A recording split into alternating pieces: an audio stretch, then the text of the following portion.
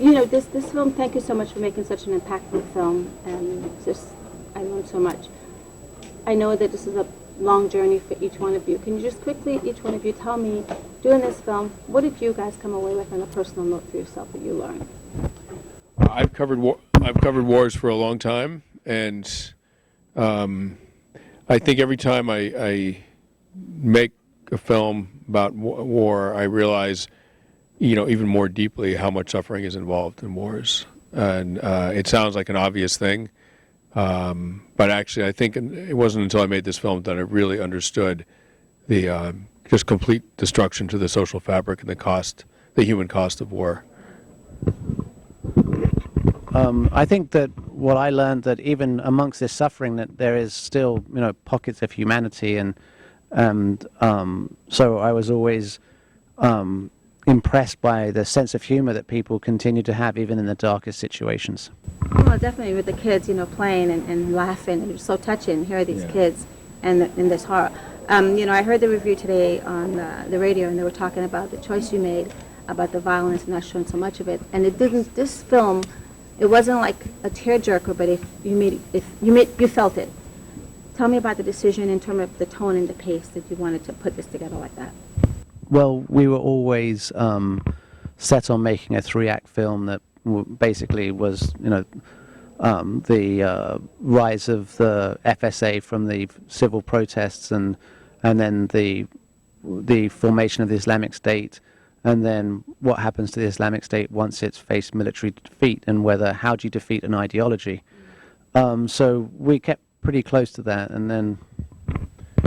Yeah, and I think just in terms more of a narrative sense, you need to keep people engaged with the topic. You need stories about people that audiences can identify with. So the family, Radwan and Marwan, and their children and their spouses, to me, they're this incredibly sort of beautiful, open, compelling family, and I really think American audiences can identify with them. You need that in a film, along with the horror and the politics and all that. So you really have to get the balance right.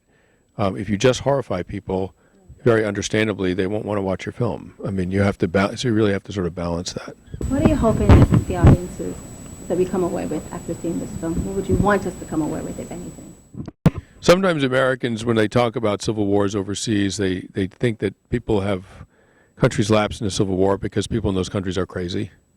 And they're sort of like, well, if they want to kill each other, just let them. And one thing I hope this film does is make it clear that very, very good people can wind up in a civil war in their country, not because they're violent, not because they want a war, but because there are forces beyond their control. And I hope that this film explains the mechanics of war and how it sucks people, even good people, in, and how chaos creates violence, and things like ISIS come out of that chaos. And that's one of the reasons that the nations of the world have to be particularly on guard to keep these kinds of things from happening. I have a question. If something else happens in the world, will you go and film that as well?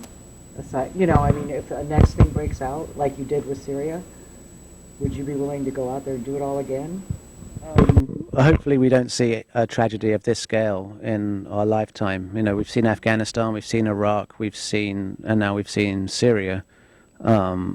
In terms of something of this scale with a population center this great, I